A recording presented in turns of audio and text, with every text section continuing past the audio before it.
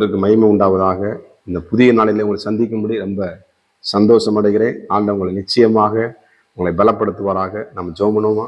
பரிசுத்த தேவனே, எங்களோடு கூட பேசுங்க ராஜா. நீர் பேசுகிற தெய்வம், இயேசுவின் நாமத்தின் பிதாவே.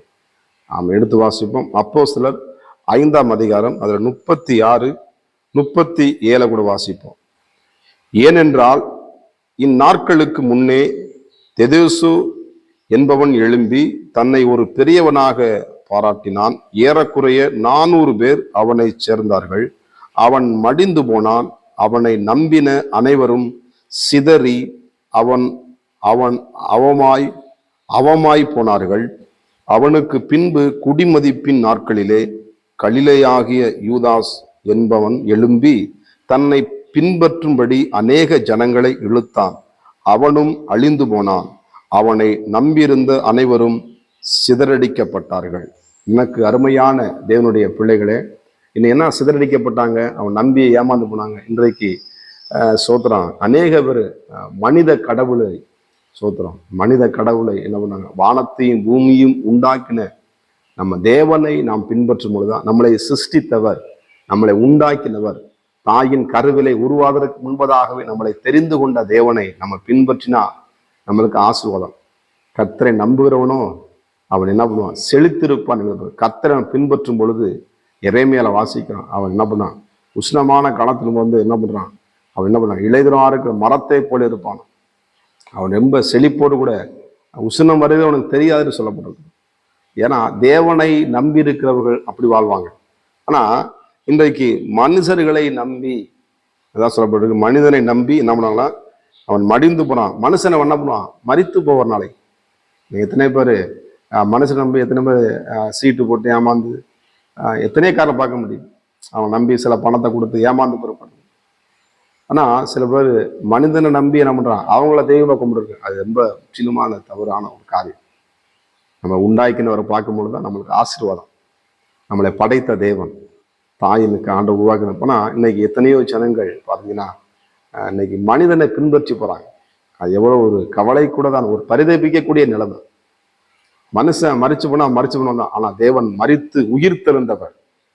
இந்த அவன் என்ன பண்ணனா, அந்த மனிதன் அவன் மடிந்து போனான். அவனை நம்பின அனைவரும். அப்ப எத்தனை பேர் மனுஷன் இன்னைக்கு நம்புறாங்க? எத்தனை பேர் தெய்வம்னு சொல்லி மனுஷனை நம்பி இருக்காங்க? ஆமா, அவங்கள என்ன பண்ணாங்க? சிதறடிக்கப்பட்டு போனார்கள். வசனம் சொல்லுது, அவனும் அழிந்து போனான். அவனை நம்பினவரும் சிதறடிக்கப்பட்டார்கள். இந்த சிதறடிக்கப்பட்ட வாழ்க்கை, ஏமாந்து போற இன்னைக்கு உலகத்துல ஏமாத்துற கூட்டம்னு ஒரு கூட்டம் என்ன பண்ணுது? ஆமா, எல்லா இடத்துலயும் இருக்கு. ஆமா, எல்லா பணித்துறையிலையும் ஏமாத்துறதுன்னு ஒரு கூட்டம் என்ன பண்ணுது? ஆமா, எப்படி வஞ்சகமா பேசி, எப்படி நயவஞ்சகமா பேசி அவங்கள மயக்கிறது, எப்படி பேசுறது, எல்லா துறையிலையும் என்ன பண்ணுது? ஆமா, அவங்கள மயக்கி வச்சு அவங்க காரியத்தை சாதிக்கிறதுக்கு என்னென்ன செய்வாங்க. ஆனா நீங்கள் அப்படி கூடாது. தேவனாகிய கர்த்தரை எரேமியா நீங்க வாசிங்கன்னா, ஆண்டவருடைய வார்த்தையை சொல்லுகிறது. எரேமியா 17 நீங்க வாசிங்கன்னா, ஆண்டவரை நம்புகிற பிள்ளைகளுடைய வாழ்க்கையில என்ன பண்றாரு? ஆண்டவர் அற்புதங்களை செய்கிற தேவனா இருக்கிறான். அவன் உஷ்ண காலத்துல சோதரம் மலையை போல பெய்யும் பொழுது ஆண்டவன் அவனை செழிப்பாய் நடத்துகிற நல்ல தேவனாக இருக்கிறான். எனக்கு அருமையான தேவ பிள்ளைகளை சொல்ல பாருங்க. எரேமியா 17 சோதரம் 7ஆம் வசனம், கர்த்தரை நம்பிக்கை வைத்து கர்த்தரை தன் நம்பிக்கையாய் கொண்டிருக்கிற மனுஷன் பாக்கியவான். 17:7, அவன் தண்ணீர் அண்டையில் நாட்டப்பட்டதும் கால்வாய் ஓரமாய் தன் வேர்கள் விடுகிறதையும் உஷ்ணம் வருகிறதை காணாமல் இலை பச்சையாய் இருக்கிறது மழை தாழ்ச்சியான வருஷங்களிலும் வருத்தமின்றி தப்பாமல் கனி கொடுப்பான், கொடுக்கிறதுமான மரத்தை போல் இருப்பான் என்று எழுதப்பட்டிருக்கிறது. நீங்க கனி கொடுக்கிற மனமாய் தேவன் பார்க்கிறார். எத்தனை பேர் மனிதனை நம்பி மனித கடவுள் இன்றைக்கு நம்முடைய தேசத்துல பரவி இருக்கிறாங்க. நம்ம எச்சரிக்கையா இருக்கணும். ஆண்டவர் இயேசு சீக்கிரமாய் வரப்போறார். மனுகுலத்துக்காக தன் ஜீவனையை கொடுத்தவர். ஒருவேளை இந்த இயேசு யாருன்னு தெரியாம இருக்கிறீங்களா? எதை பின்பற்றி மோசம் முறைங்களா? இந்த இயேசுவை நீங்கள் பிடித்து கொடுங்க. நீங்கள் சிதறடிக்கப்பட மாட்டீங்க. நீங்க ஏமாந்து போக மாட்டீங்க. உங்கள் தலையை கட்ட நிமித்து உங்களை அழகு பார்க்கிற தேவன் உங்களுக்காய் நமக்காக ரத்தத்தை சிந்தின ஆண்டவராக இயேசு கிறிஸ்துவை நீங்க நம்பி வந்தீங்கன்னா நிச்சயமா வாழ்க்கை ஆஸ்வதிக்கப்படும். எதை நம்பி இன்னைக்கு மோசம் பெறாதீங்க. ஆண்டவருடைய வார்த்தையை நம்புங்க. ஆண்டவர் நமக்காக 2 கரங்களை விரித்து, ஆணிகள் அடிக்கப்பட்ட கரத்தை விரித்து நமக்காக காத்து கொண்டிருக்கிறார். இந்த இயேசுவே எனக்கு அற்புதம் செய்யுங்கப்பா, நான் இதுல ஏதாவது கரைசு ஏமாந்து போயிட்டேன், ஏதாவது நம்பி நான் மோசம் போயிட்டு சொல்லிட்டு இன்னைக்கு தேவ சமூகத்துல முழங்கால் போட்டு இருதயத்தை ஒப்பு கொடுத்தினா, ஏசப்பா உங்களை வாழ வைக்கும்படி, உங்களை வழிநடத்தும்படி, உங்களை சந்தோஷத்தை கொடுக்கும்படி நமது ஆண்டவராக இயேசு கிறிஸ்து இருக்கிறார். அவர் நோக்கி நம்ம பார்ப்போமா? பரிசுத்த தேவனே, உமக்கு நாங்கள் நன்றி செலுத்துகிறோம்.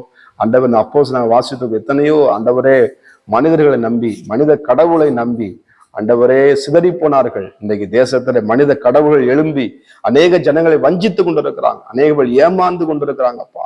ஆண்டவரே சில பேர் ஆண்டவரே தன் உயிரை கொடுத்தாங்க, ஆண்டவரே சுதந்திரம் மரித்து போகிறாங்க. ஆண்டவரே இயேசுவே, உங்களுடைய வாழ்க்கையில உங்களுடைய பிள்ளையோட வாழ்க்கையில ஒரு அற்புதத்தை செய்வீராக. ஆண்டவரை வந்து விடுதலையாக்கப்பட்டு நீங்களே மனுஷனுக்காக ஜீவனையை கொடுத்த ஒரே பேரான குமாரனா இயேசு கிறிஸ்து உலகத்துக்கு அனுப்பி இவ்வளவாய் அன்பு கூர்ந்தேனப்பா. இந்த அன்பை நம்முடைய பிள்ளைகள் அனுபவிக்கட்டும். ஆண்டவரே, நம்முடைய வாக்கு தத்தங்கள் ஆசுவத்தை அனுபவிக்கட்டும். நம்முடைய பிள்ளைகள் நம்மை தேடி வர கர்த்தர் உதவி செய்கிறார். எப்படியாய் செய்யப்படுக்க நன்றி, இயேசுவின் நாமத்தின் பிதாவே, ஆமென். God bless you. கர்த்தர் உங்களை ஆசீர்வதிப்பாராக.